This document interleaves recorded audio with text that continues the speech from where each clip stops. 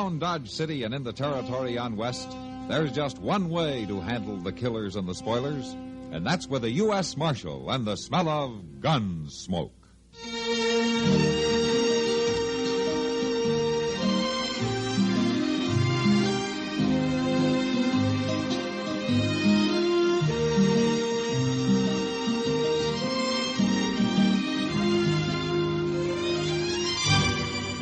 Gunsmoke, starring William Conrad, the story of the violence that moved west with young America, and the story of a man who moved with it.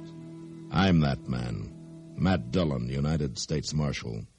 The first man they look for and the last they want to meet. It's a chancy job, and it makes a man watchful and a little lonely.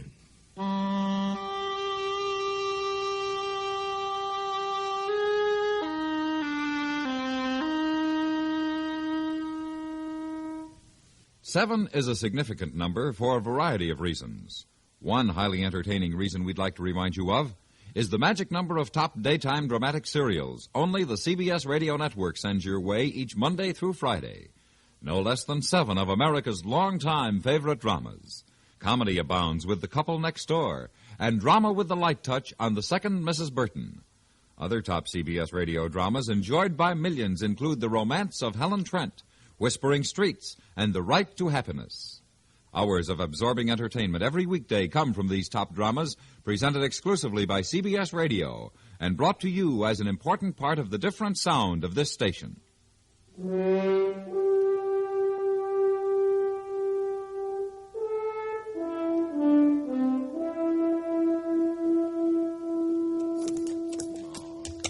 you dead around. Come on, Rad. I got the horses out here. Let's get moving. I'll be along, Bone.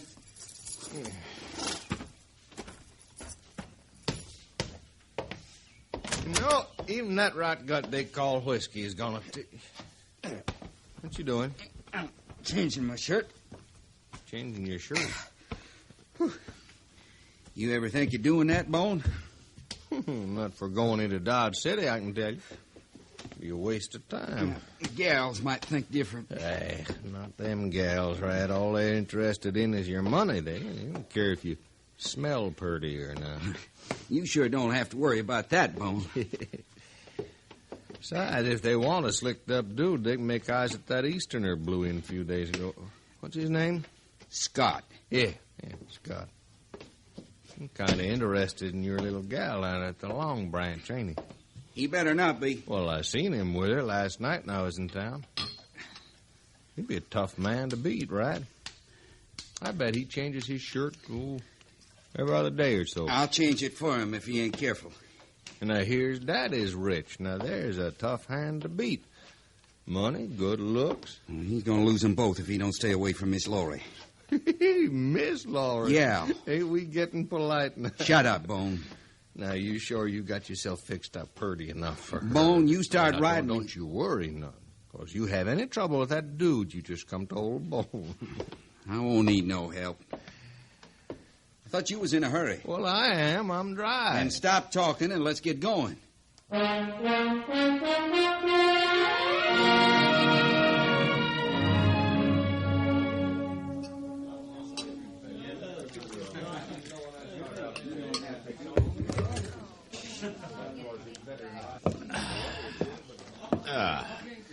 Well, this may not be the best beer in the world, Kitty, but it's a lot better than that stuff they serve up at Hayes City. Well, thanks a lot.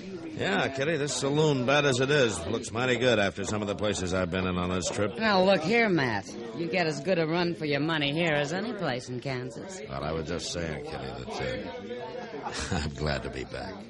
You better be. Excuse me, Miss Kitty. Oh, hello, Andy. You know Marshal Dillon? Marshal? This is Andy Scott, Matt. Glad to know you, Andy. Andy's on a visit from back east. Oh, business trip? No, it's a graduation present from my father, Marshal. This trip out here, I mean. Ah. When I get back home this fall, I'll be going to work. Sounds like you better enjoy yourself while you can. Yes, I guess that's right. Miss Kitty. Yeah? I was looking for Laurie. She ought to be here anytime. Oh, well, I'll, Andy, If you have a minute, why don't you sit down? I'd like to talk to you about something. All right. You want a beer? No, thank you. Kitty, I'll be over at the bar. Well, you can stay if you want. It's not private. Oh, I know that, but Mr. Hightower just came in. He has some papers for me, so I'll see you later. What did you want to talk about? Laurie. Oh? What about her? She's very young, you know, Andy.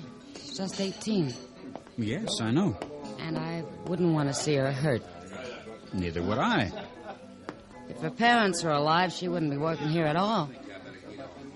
Miss Kitty, Laurie and I have become good friends, very good friends.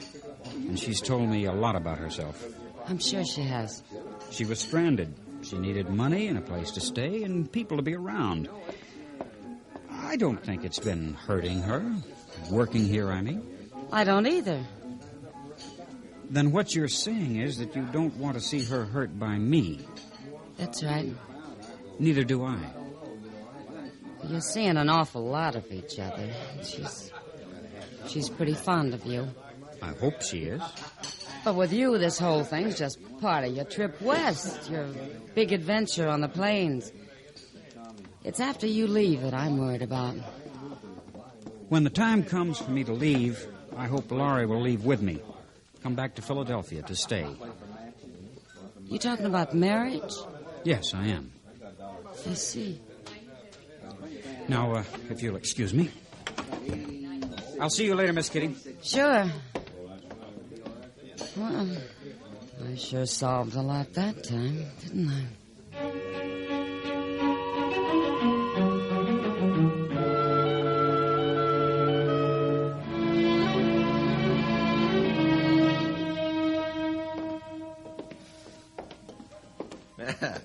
Just swing them doors open for me, Rat. I'm a thirsty man. Well, you swing him open for yourself, Bone.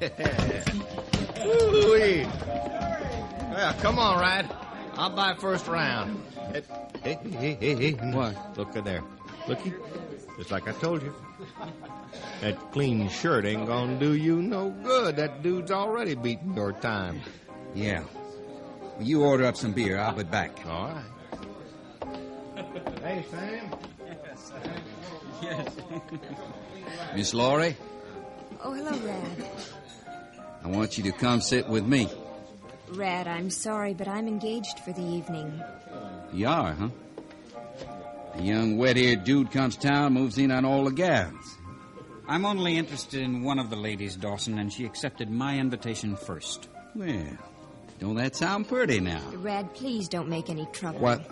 I ain't gonna make no trouble, Miss Laurie. Not tonight. Rad. But I tell you how it's gonna be. I'm coming to town every night from now on, and all them engagements is gonna be with me. It seems to me that's up to Miss Laurie. Sure enough. It's up to Miss Laurie. And if she wants you to be able to get back where you come from in one piece, schoolboy, she'll see it my way. You get out of here. Sure I will. I'll go right now. But you better not let me catch you near this gal again, schoolboy. I'll teach you a new kind of lesson.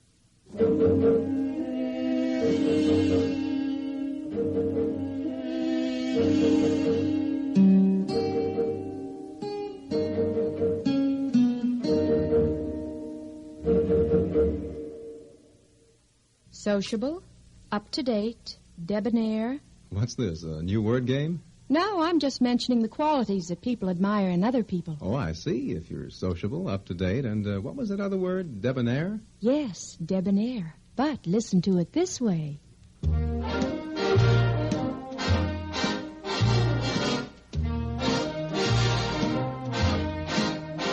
Be sociable, look smart, keep up to date with Pepsi. Drink light, refreshing Pepsi. Stay young and fair and debonair. Be sociable, have a Pepsi. Notice how many of your friends are serving Pepsi-Cola these days. It's the up-to-date refreshment. Be sociable, serve Pepsi.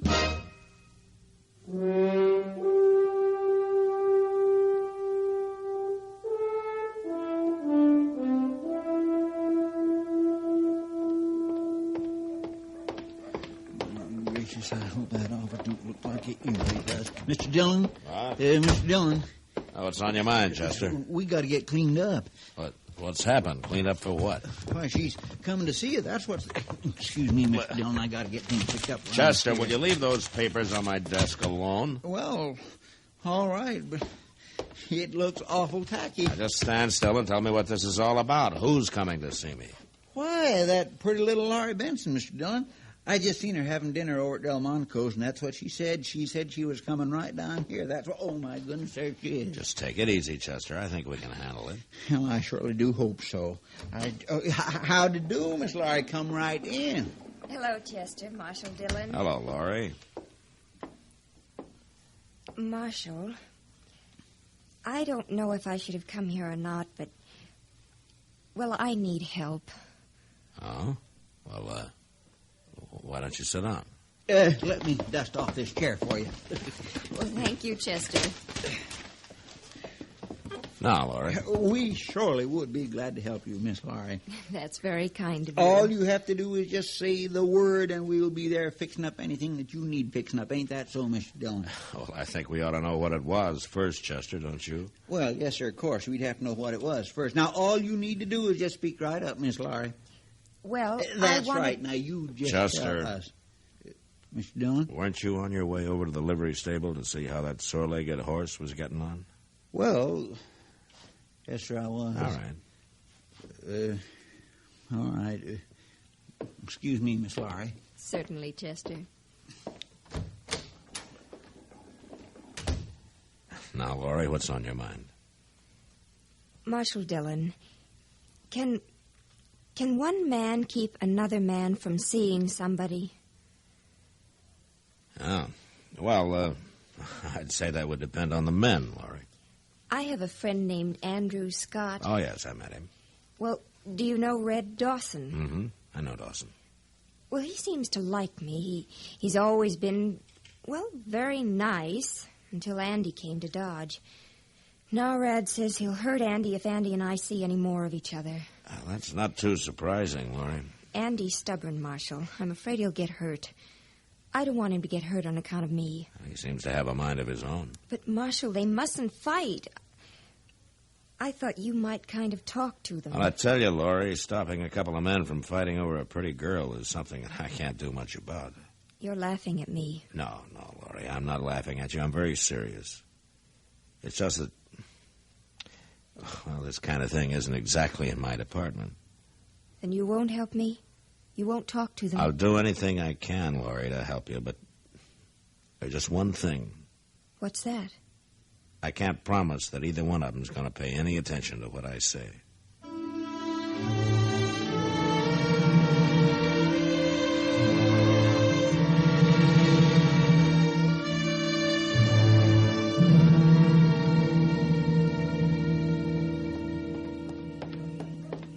I'll say this, Rat, it's mighty interesting coming to town every night, but I sure don't know how long money's gonna hold out. I ain't begging you to come with me every time, No, but it just don't seem right for me to let you come here alone.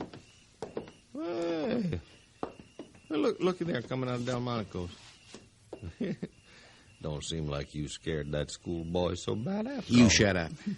Little gal hanging on his arm, so nice and pretty. Thought you wasn't gonna stand for that no more, Rat. I ain't, Bone, I ain't. Now, come on. You, schoolboy, turn around. Andy, don't do it. You calling me? Hey, he's wearing a gun, Rat. You better be. I warned you, schoolboy. I told you to stay away from her. Get back, Laurie. Get back in the doorway. Andy. You'll have to do more than warn me, Dawson. I'm a-going to. Andy. Get him, Bone. Get him. All right, that's enough. Now drop your guns, all of you. He shot me, Marshal. I got a right to protect myself. I saw it, Rad. You drew on him first. Now go on, drop your guns right now. All right, Andy, get Laurie away from here. I'm not afraid of him, Marshal. Do what I said. Yes, sir. Come on, Laurie. Well, seemed to me you're letting the wrong man go, Marshal. That kid shot Rad in the shoulder. It might be a pretty bad wound. You ought to lock that boy You up. listen to me, Bone. If you want to help Rad, you get him up to docks, and then you get him out of Dodge, and you keep him out. Well, ain't no law says he can't come back here. There is now.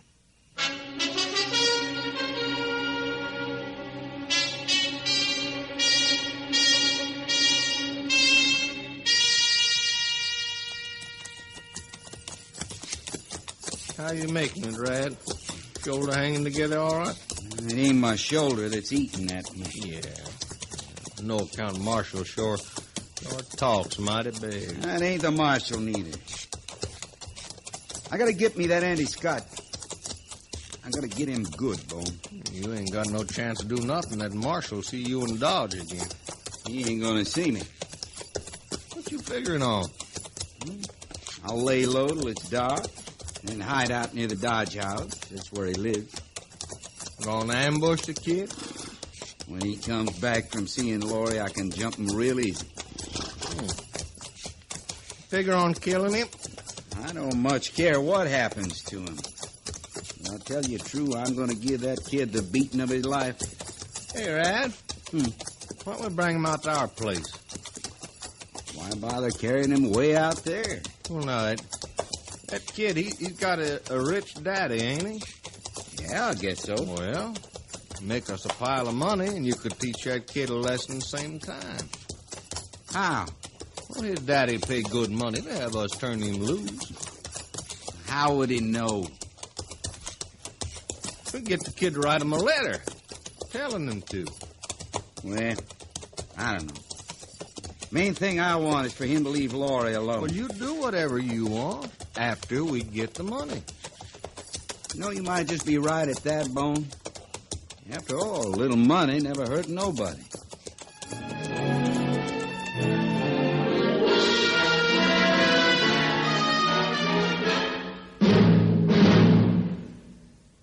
Here comes Elmer Blurt, world's lowest pressure salesman. Nobody home, I hope. It says here, J.P. Pullum, dentist. You wouldn't want to buy a new 1959 Rambler, would you, Doc? You are a lucky man. I just happen to have a vacancy. Sit down. Yeah, but Doc... Open wide. Oh, that's right. You know, you don't have to sell me on the 59 Rambler. It's first in economy, first in sales gains, and no wonder. Rambler has the best of both. Big car room, small car economy. Yeah, but Doc... Oh, relax. Can't you salesmen ever stop selling? You know, Rambler's got quite an idea with that personalized comfort. Independently adjustable front seats, adjustable headrests, easiest parking and handling in America. Why, that 59 Rambler is so terrific it makes you want to put your foot right down on the accelerator. No, that didn't hurt, did it? Oh, gosh, Willikers, no. That's my lower plate you've been drilling. Rambler outsells all 6 of the best-selling foreign makes combined. 59 Rambler sales are nearly 2.5 times greater than a year ago. See the success car at Rambler dealers.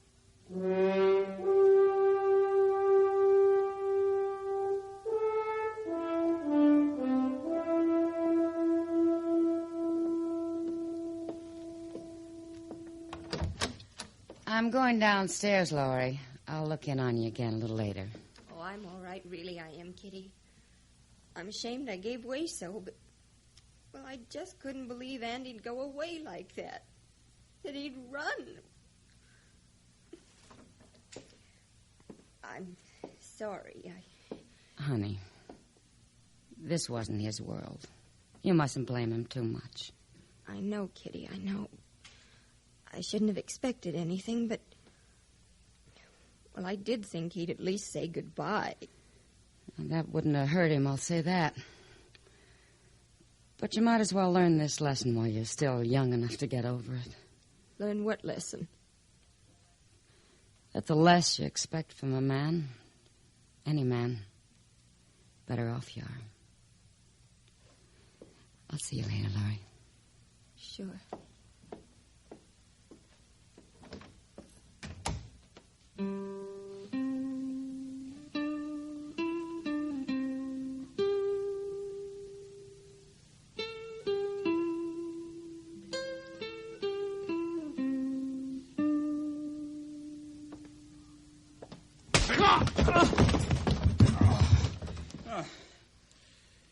Well, you better answer me, boy. You better speak up. You're wasting your time, Bone. Not my time, schoolboy. Yours. Get up off of the floor.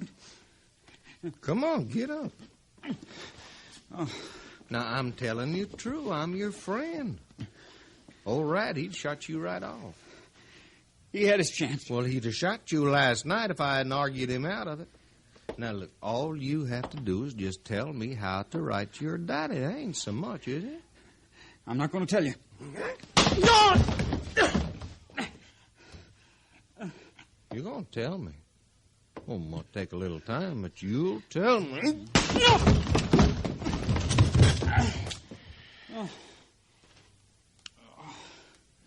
All right, you just lay there while I figure on it. I'll be back. It won't do you any good to kill me. No, you got us all wrong, schoolboy. We ain't going to kill you. No, sir. Of course, you ain't going to get no food or no water till you tell us how to write to your daddy. You won't get anything from me. Well, then, you might be running the chance of starving to death, but that'd be up to you. Get out of here. I think I'll do that for now. But I'll be back, schoolboy. And next time Rad may be with me, I tell you true, he just don't take kindly to you. He don't take kindly to you at all.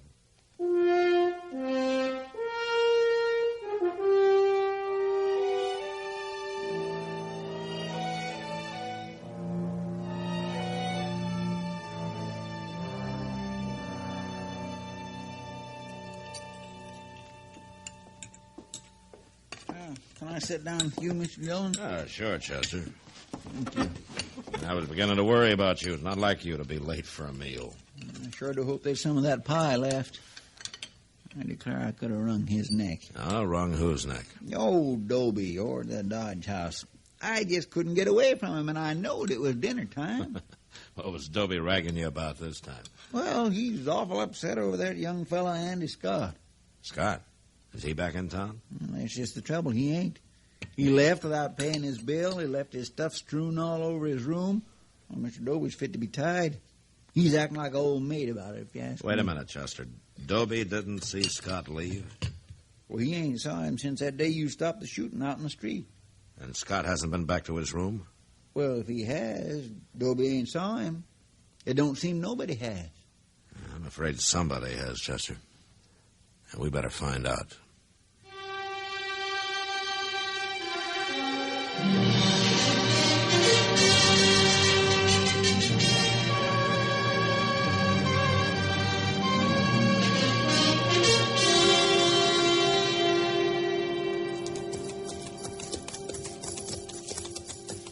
You sure they drug that boy away out here, Mr. Dillon? It don't make good sense to me. I'm not sure, Chester, but I don't expect a thing like this to make sense. I guess you're right. Yonder's the house. Yeah. Let's leave the horses here.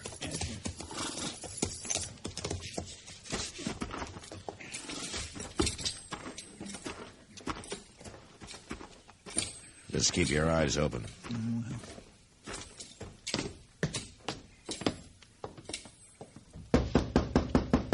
Dawson, Bone, open up.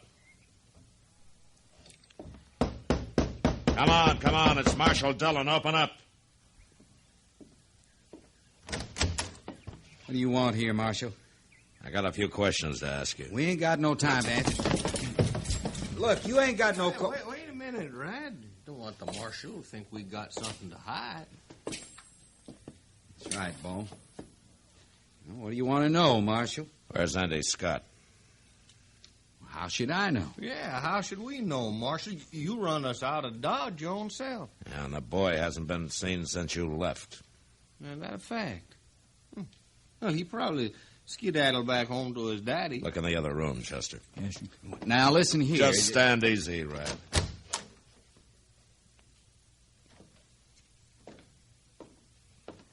Ain't nobody in there, Mr. Dillon. Of course there ain't. Now, it's like I Mr. Dillon, look out the window. There's smoke coming out of that shed. What? Come on. Marshal, you ain't going nowhere. Don't try it, Rad!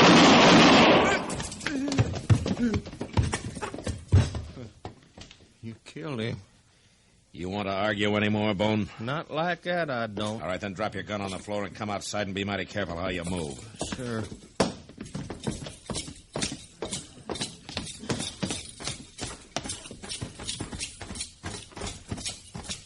Bust open the door, Chester. Yes, sir. Come on. Why, it's Scott, Mr. Dillon. Yeah. Are you all right, Andy? Here, untie his arms and legs, Chester. I'll get this rag out of his mouth. Oh, thank you, Marshal. It's a lot better. Stomp that fire out, Chester. Yes, sir, it ain't got a very good start. All right. Here, Andy, let me help you. We'll get you out of here. Come on.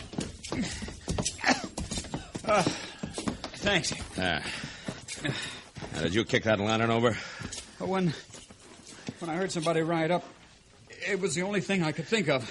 You took an awful chance of burning yourself up. Well, my chances weren't too good, anyway I looked at it. Yeah. Fact is, I'm surprised to find you alive at all. Oh, they weren't going to kill me, Marshal.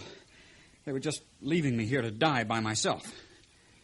Is this true, Bone? Mm-hmm. The Marshal was his own fault. All he had to do was just tell how to write to his daddy. What? Well, sure, Marshal. I kept Rad from shooting him. We were just trying to get us some money. All that boy had to do was talk. We'd have let him go. Sure you would. Just like I'm going to let you go. Well, you don't want me, Marshal.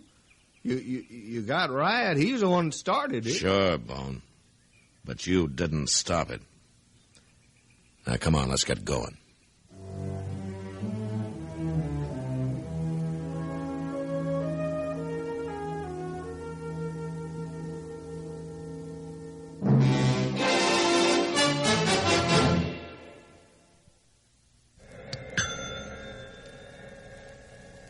Coming up to 10 gallons, Mr. Johns.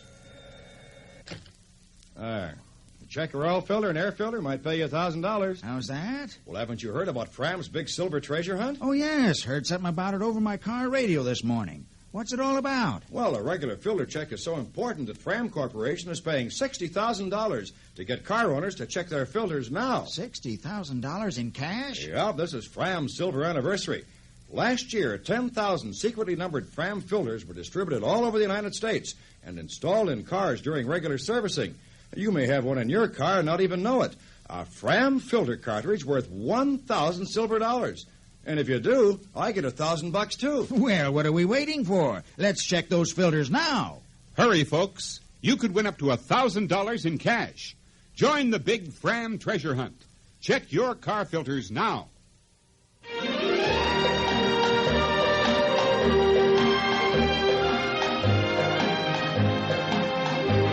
Gunsmoke. Produced and directed by Norman MacDonald, stars William Conrad as Matt Dillon, U.S. Marshal. The story was specially written for Gunsmoke by Marion Clark, with editorial supervision by John Meston. Featured in the cast were Sam Edwards, Eleanor Berry, Vic Perrin, and Lawrence Dobkin.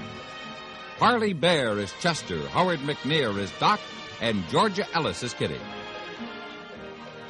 This is George Walsh inviting you to join us again next week for another story on Gunsmoke.